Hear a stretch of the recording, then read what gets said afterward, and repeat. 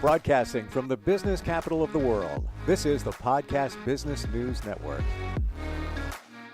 Yeah, it's definitely something that we need to talk about. It's often kind of avoided in many circles because it's such a serious topic, but affects all of us in many different ways. Mm-hmm. And we're talking about addiction. And maybe you know somebody who knows somebody that has an addiction, or maybe it's you, maybe a close family member. Where can you get help? Why do people get addicted? We're going to get through all of that. And she helps a lot of people with addictions. She's a certified mental health coach, Christian life coach, and so much more. And she's Cheryl Hines, and she's back with us. Hi, Cheryl. How's everything going? Hey, Steve. It's going great. Yeah. Went from sunny 78 degrees in Florida back to northern Indiana where it's 8 degrees, but the sun is shining. So welcome back home. Yeah, welcome back home. Yeah. 3 weeks is long enough. So, you know, funny you should say the sun is shining. And I get visuals all the time. And I just had a visual because I know people who are addicted or have addiction issues. And I want the sun to shine for them, to come out of it and realize that you really didn't need that to cope. There are other ways to cope, and things are okay without your addiction, but it's not easy. It's a long road there. Right. And so prevalent now, even in junior high and high schools, starting there with vaping, THC, nicotine. I mean, it's so easy to get. Kids are walking through hallways, take a hit. Yeah. Yeah. I have a friend of mine who works in a school. It's for those students that can't make it in a regular school and because they're troubled. And so they go into a more of a VOTEC type of a classroom setting. And they have to do random drug tests on these students in order to make sure that they are clean. And so this is in high school we're talking about. To me, it is so sad because I don't know about you, Steve, but when I was in high school, the bad kids were the ones that did the drugs. And it was so minimal. You didn't find out about it. Yeah. But they were the bad kids. Now, even the good kids, quote unquote, good kids, are struggling with an addiction. Yeah.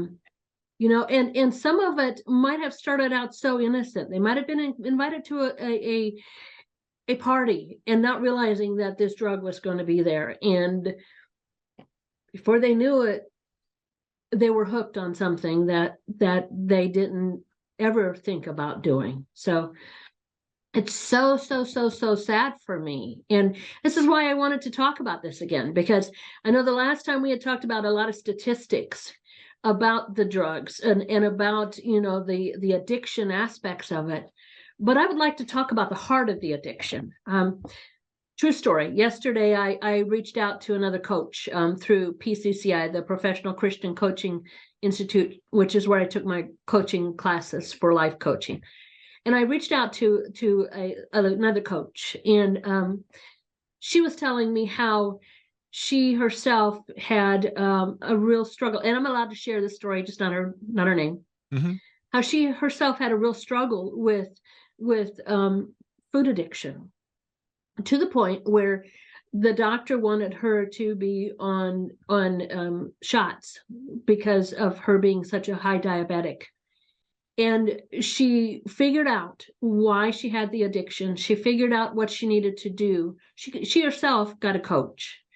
So coaches coach coaches, and she got herself a coach to process through. She said to me, Cheryl, she didn't need to have somebody else tell her how to count calories. She didn't need somebody else to tell her how to diet. She didn't need to have somebody else tell her, she needs to go out and walk 5 miles a day. What she needed was to figure out what it was that was broken and why she was overeating. Her story went, and I don't know her story. We talked for 45 minutes, but yesterday, and it was more about, she was helping me with some stuff. But what she said to me was she didn't want to be seen in school, in elementary school. So she intentionally started overeating. That was in elementary school. How many students in elementary school don't want to be noticed? When you say noticed, how do you mean? I'm not sure exactly what she meant, except I'm thinking that life probably at home was rough. And so Hmm. she intentionally ate a lot, or possibly, I don't know. I don't know. I didn't have a chance to ask her some of those pieces. But she said she didn't want to be noticed, so she overate. Now as an adult, she is a diabetic. The good news for her is she figured some of these pieces out.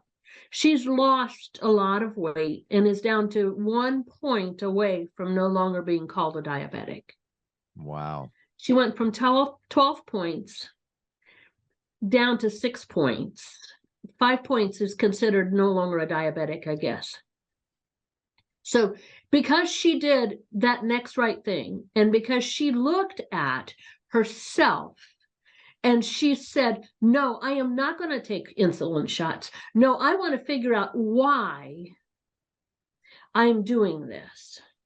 So in her story is she looked at herself. She found a coach. She found somebody that could walk with her and journey with her to figure out how to unpack the choices that she had always made. So, it's for her, it was overeating. For other people, it's chemical addictions. For others, it might be stealing. I mean, there's a thrill, from what I understand. I've never done it, but from what I understand, there's a thrill in stealing. Maybe the first time it was innocent, but I didn't get caught. I'm going to try this again. Maybe it's shopping. Over medicating for shopping. I mean, I know myself personally, I have to be very careful that when I'm in a bad place, and I don't mean a bad place in overdoing things, but for me, shopping fills something that is Pleasurable. empty. Well, yeah, Yeah, when you do it, it's I get you. you know, You're in a bad mood and it's like I want to reward myself. So there's a positivity that comes out of it, but just like any addiction, then it ends and you got to do it again. I already got that delivery. On to the next one, on to the next one. Same thing if it's, taking a hit of something or taking, a pill or whatever it might be. right, right.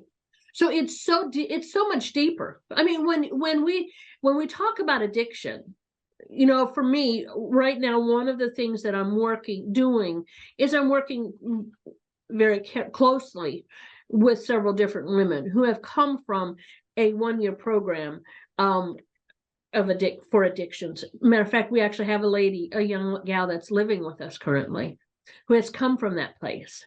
So I'm walking very closely with her and helping her unpack some of these places. Okay. But it goes so much deeper than just that chemical addiction. It is an overwhelming sense of failure, an overwhelming sense of lack of identity, low self-esteem. It is an overwhelming, most times, a place of brokenness, and we don't know what that brokenness looks like. We don't know how to fill that brokenness, and so we fill it with Right. something that destroys us. But gives us a moment of coping.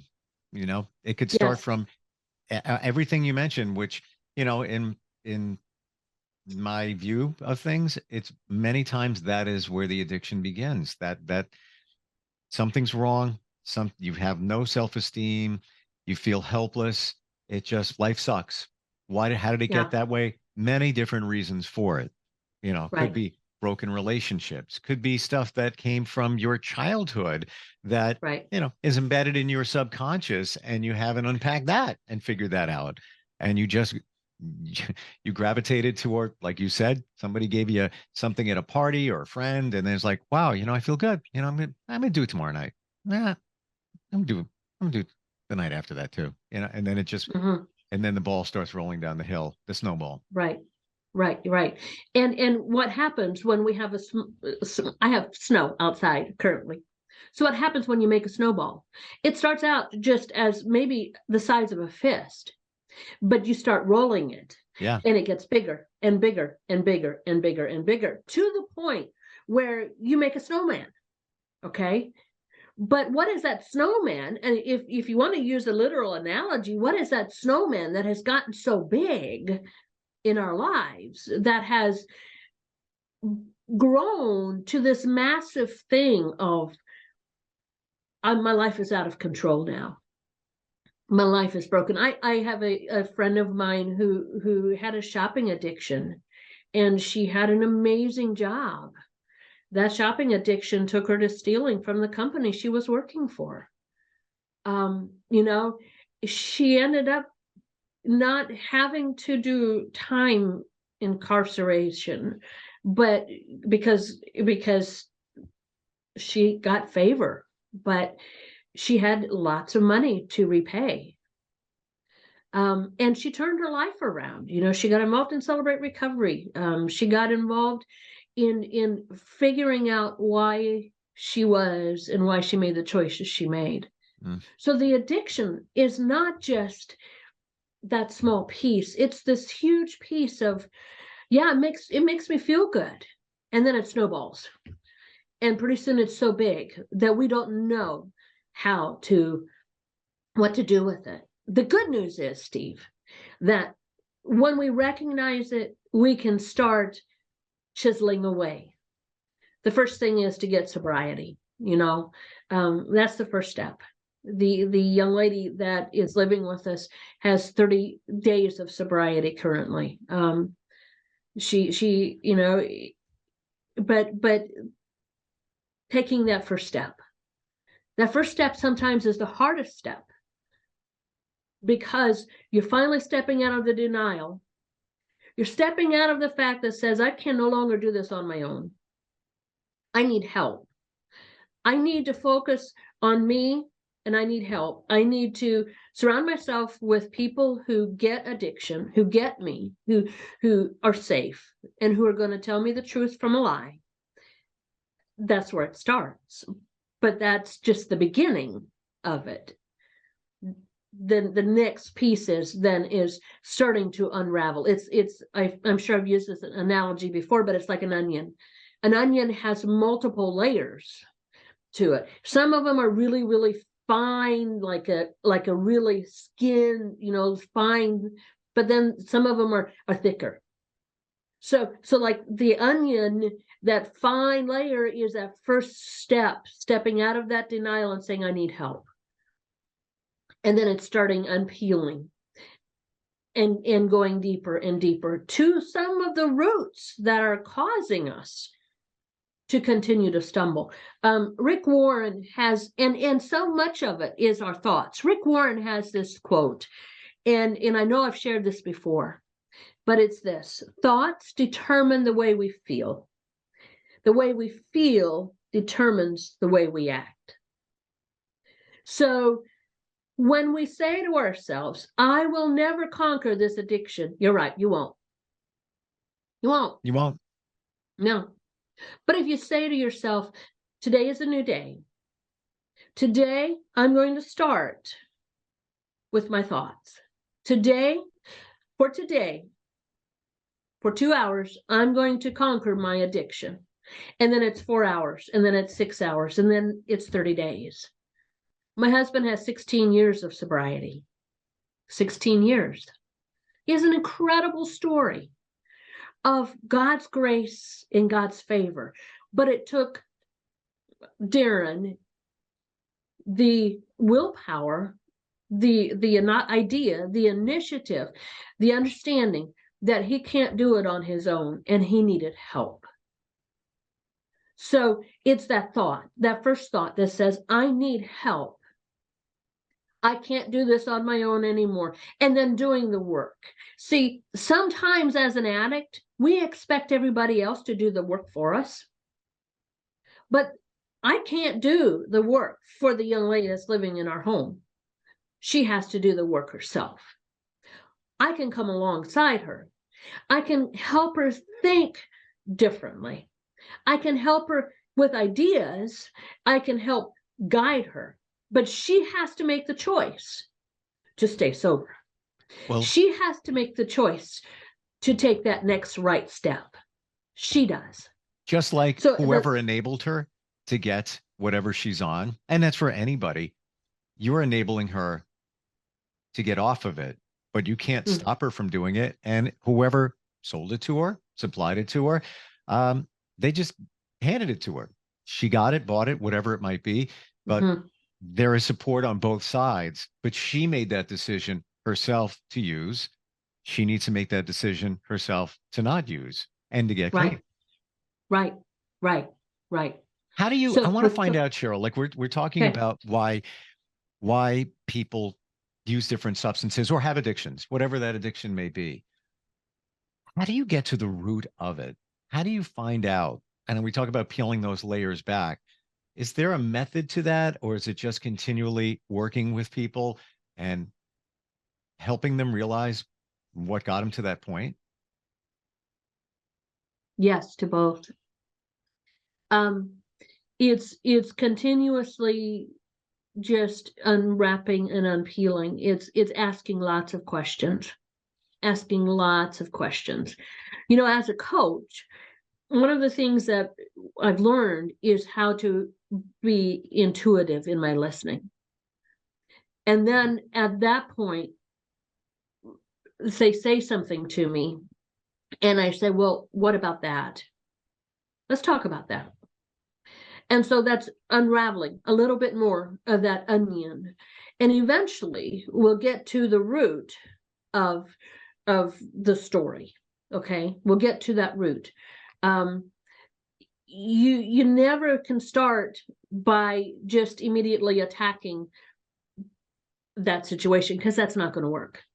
What that's going to do is that's going to just pull them back, and they're, I don't want to, I no, this is too hard. I can't do that. So because I am a Christian life coach, and the young lady I'm working with is a believer, that's my approach. Now, if I am working with somebody that is not a Christian, my approach would be the same, but it would be different, because I wouldn't, unless they would want me to, be able to include in them the things who God says they are, the I ams of who God says they are. So you know, I have to be very careful in who I'm working with. But the bottom line is, it still comes to the same place, the same root. That same analogy of cutting out that core and unraveling it and unpeeling it. I think I answered the question. Yeah. Yeah. And I don't know if you've ever been asked this question before, but I always wondered, people who are addicted to something, do they have an addictive personality? And I ask that because I know someone who I believe is in that situation where they may use something today. Maybe it's alcohol. Well, we're on to something else another day.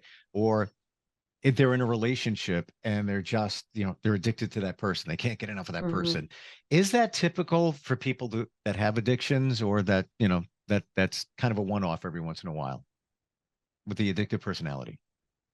I would say so. Now, define an addictive personality to me, Steve. Okay. Kind of what I said, where it's you're always on to something. And the person, this is a real person, somebody I know in my circle who had a major addiction issue back in the past, heavy stuff, cleaned up from that, but still is addicted to things. It could be alcohol one day. A week later, it could be something else. It could be that person in a relationship where they're just all over that person. They're addicted. Like I need more of you. I need more of you. And to me, my view is, I think that person has an addictive personality. So is it an addictive personality, or is it the fact that this person in your circle hasn't dealt with the root of whatever it is that is broken? I totally agree with that. Yeah. And they know those things that were out there. Uh-huh. Um, have they confronted it? Probably not. So I see Right. what you're saying is they just keep gravitating to something else to deal with that situation. Right. Right. See, anybody who struggles with an addiction, it goes back down to that root of whatever that is. Okay. Um, so you describe this person in your circle, and they have bounced from one thing to the next, and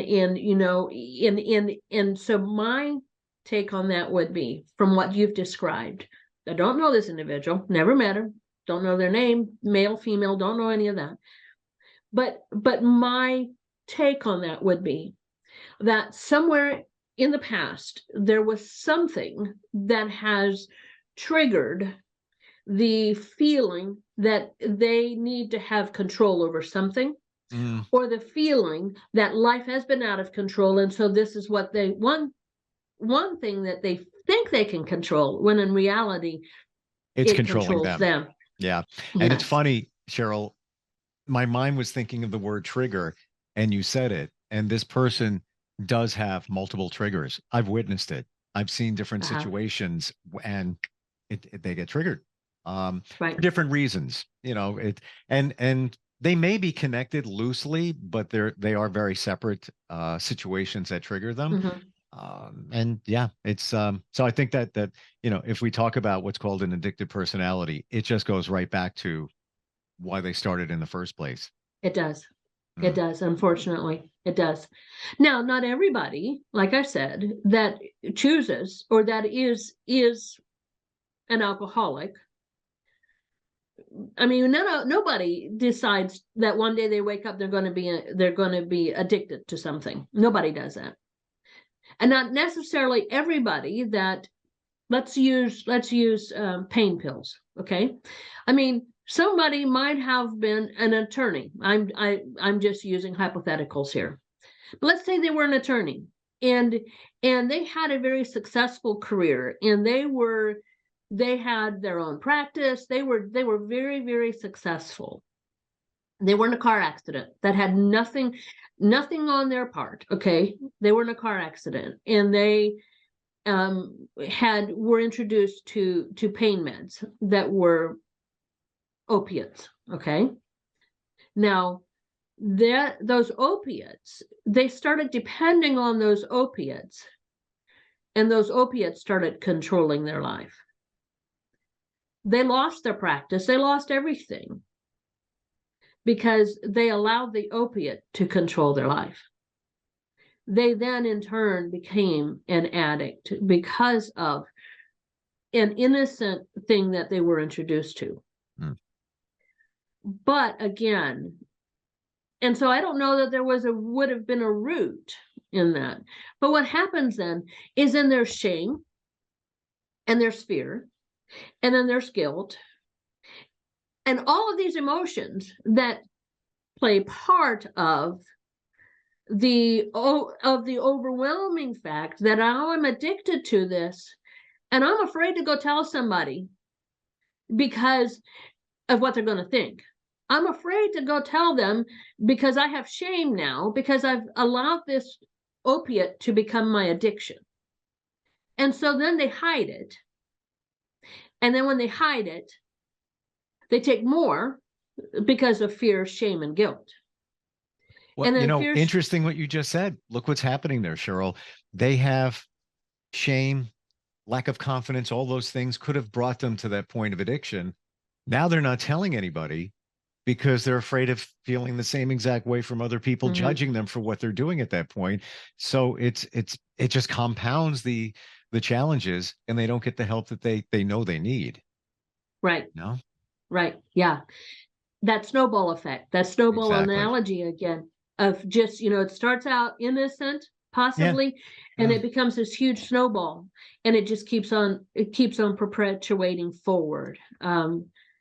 It to me, like I said, we are in a world, and here in the United States, where it has become so prevalent in our world. And I believe that's why you see more and more crime on the rise, where you see all of these things that are being affected, because it comes down to the fact that people are struggling, an internal struggle.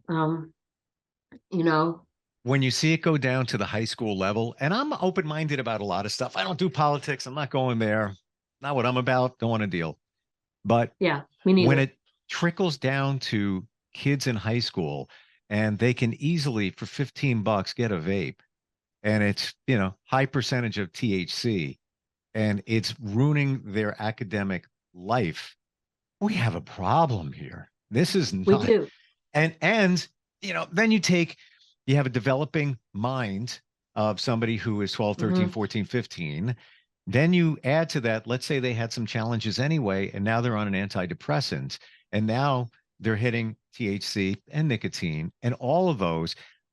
Look what's happening. We're starting, this is our future adults, and now they're 21. And now what do we have here? We have somebody who's now onto some even heavy. It was bad enough back then. Fast forward 6 years, and now we have somebody who's heavily addicted to something, and that snowball has it's a boulder by this point. Yeah. And that is the reality of where we are. Yeah. That unfortunately is the reality of where we are. So what can we do? Well, I'm going to tell you what we're going to do. We're going to table this. And it's so funny because you sent me an email and you said we could talk about this a number of times. We're out of time. Like, we're actually over time. Can't believe it. But that's, you know what? That's how important this is. There's a reason that it takes a long time to talk about it. Your website for anybody, and I know you do a lot of stuff virtually, and you're there to help as a certified mental health coach and a Christian life coach. How does somebody reach you, Cheryl? At insightlifecoaching.coachsolutions.cc. Yeah. Insightlifecoaching.coachsolutions.cc. Anybody that's dealing with addiction, even somebody in your family, and you just have questions. I know, Cheryl, you've worked with people, you've experienced it in your life with those around you, and you're there to help. And for that, we thank you. And I appreciate you. Appreciate you being here. And we'll pick this up next time if that's okay. Absolutely. Excellent. Be thrilled to. All right. Talk to you soon. Thanks a lot.